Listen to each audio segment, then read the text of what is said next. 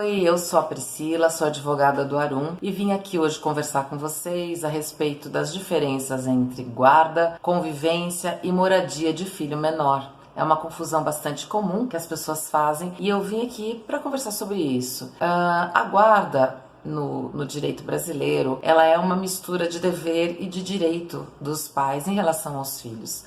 Dever porque os pais, os genitores, eles têm o dever de providenciar para as crianças, de prover segurança, moradia, roupa, saúde, educação e todas as coisas que fazem com que a vida da criança seja saudável, que a criança tenha um desenvolvimento normal e saudável e tenha uma boa qualidade de vida. A guarda também diz respeito ao direito dos genitores, dos pais, de participarem da vida da criança de modo intenso. Então, participando das decisões importantes como que escola vai estudar, que tipo de tratamento vai fazer, cirurgias eletivas, se vai fazer agora, se não vai fazer. E isso faz parte da guarda, do Instituto da Guarda. A legislação brasileira dá preferência à guarda compartilhada, entendendo que é importante para ambos os genitores participarem tanto dos direitos como dos deveres em relação à vida dos filhos menores.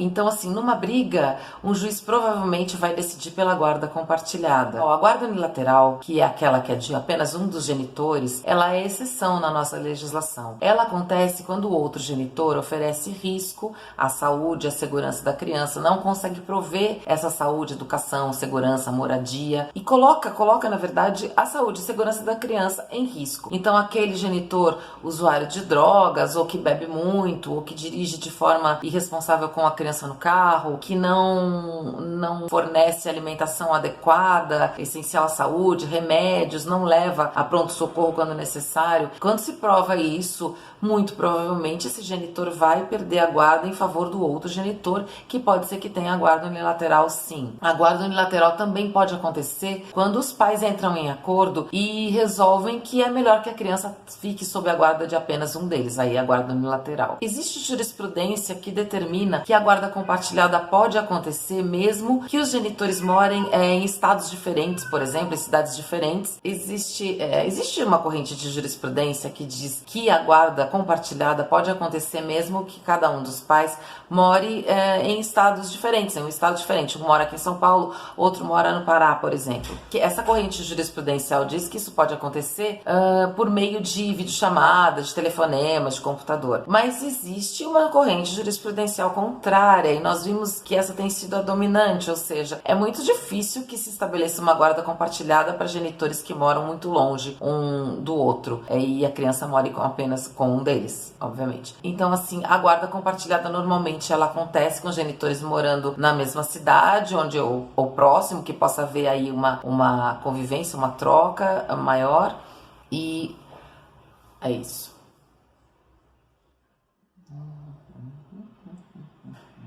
A gente não deve confundir a guarda com a moradia. Normalmente se estabelece uma moradia fixa para a criança, que nós, especialmente aqui no Arum, insistimos que seja no endereço da mãe. Isso não quer dizer que a guarda seja da mãe. A guarda pode ser compartilhada e a criança ter o endereço fixo com a mãe, mesmo assim conviver mais ou menos 50% do tempo com o pai. Isso quer dizer que a mãe possa morar em qualquer lugar que ela bem entender porque a moradia é com ela? Não, não é bem assim. Se o pai mora em São Paulo, a mãe mora em São Paulo, a moradia da criança é com a mãe não pode resolver do nada se mudar, por exemplo, para o Pará, porque existe uma convivência, existe uma situação em que a criança está adaptada convivendo 50% do tempo, às vezes, com o pai, e essa mudança para um lugar muito distante interferirá negativamente com essa convivência com o pai. Então, não é bem assim. A moradia é com a mãe, mas existe uma certa restrição a esse direito, desde que ele não prejudique de maneira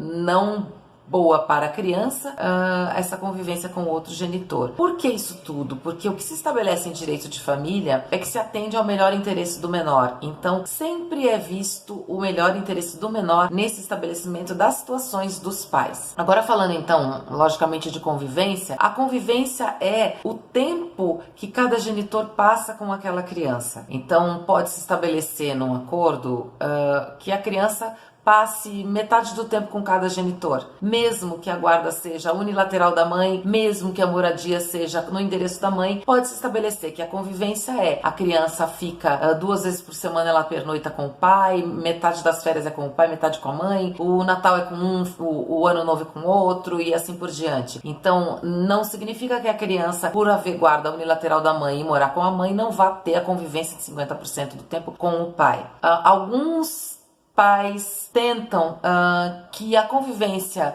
sendo dividida em 50% do tempo com cada um, signifique que ele não precisa pagar pensão. Não é bem assim. O endereço fixo é com a mãe, isso significa que a mãe vai ter despesas com uma residência. A guarda da mãe significa que a mãe tem essas despesas de moradia, de muitas vezes acordar no meio da noite com criança doente, que às vezes, quando a criança não pernoita tantas noites com o pai, isso não acontece. Então, a gente tem que pensar que pensão é um instituto diferente do Instituto da Convivência, né? Não é bem assim. Pode acontecer, inclusive, da criança ter moradia com a mãe, a guarda ser da mãe e a convivência sendo de 50% do tempo com cada um. Na casa do pai tem um quarto da criança, com roupas da criança. E aí, como a gente insiste bastante em acordo, pode ser que se estabeleça que não se pague pensão um para o outro, e sim cada um arque com as despesas. Mas as despesas da criança que não tem a ver com onde a criança mora e quanto tempo ela passa com cada genitor, por exemplo, da escola. Como é que fica se o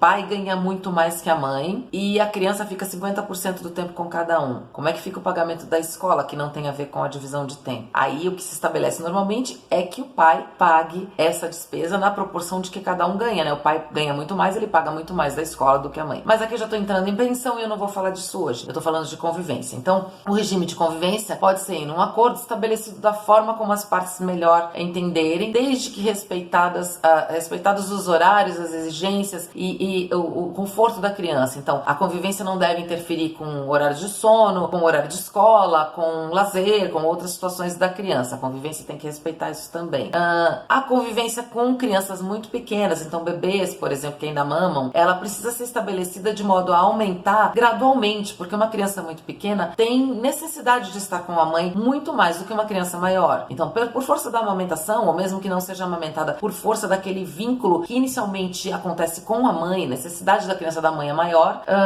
esse regime de convivência com um bebê, no começo, não será em 50% do tempo. Provavelmente, para um bebê menor de 6 meses, será meramente por visitas. O pai vai lá visitar a criança na casa em que a criança está com a mãe. A amamentação, ela acontece com um intervalo de horas, e então não é bom que a criança fique fora com o pai num passeio no parque, por exemplo, por mais tempo do que seria importante para que ela mame. E assim, o regime de convivência pode prever esse aumento gradual. Algumas pessoas têm perguntado, nesses tempos de pandemia, sim, nesses tempos de pandemia, a convivência tem acontecido, inclusive com clientes que têm bebês por meio de vídeo, por meio de chamadas de vídeo e conversas por telefone, e não com visitas presenciais, para que se evite, em especial para pais que têm um trabalho, que já estão convivendo com pessoas, tragam o vírus para dentro da casa do bebê, né? É importante ter esse bom senso, não pensar no meu direito acima de qualquer coisa. Não, ele não está acima do direito do bebê, de bem-estar, de saúde, e é isso que os pais, os dois, precisam pensar na hora desse estabelecimento aí de guarda, de moradia e de regime de convivência. Numa briga, o que pode acontecer é o juiz provavelmente vai pensar na guarda compartilhada.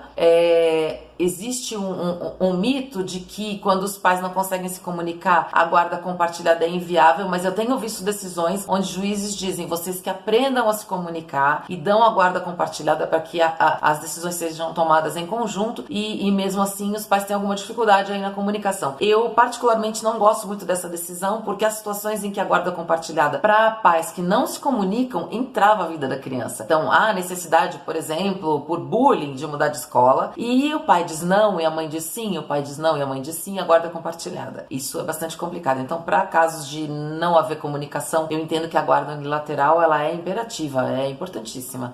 Então, assim, no caso de uma briga, um juiz pode estabelecer favoravelmente a guarda compartilhada, vai estabelecer provavelmente um regime de convivência de o máximo 50% do tempo que for possível, e vai estabelecer que a moradia da criança seja provavelmente onde ela já está morando, que ela está adaptada, e para que evite prejuízo à criança, confiança, em geral é isso que a gente vê. Então é isso, em relação à guarda, convivência e moradia, os pontos principais da diferenciação são esses.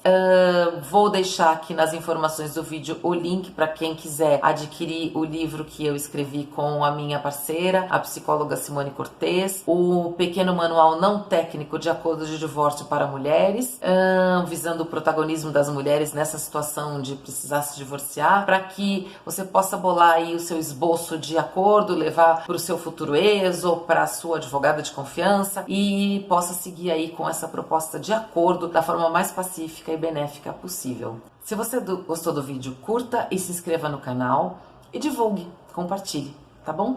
Até o próximo vídeo, um beijinho, tchau!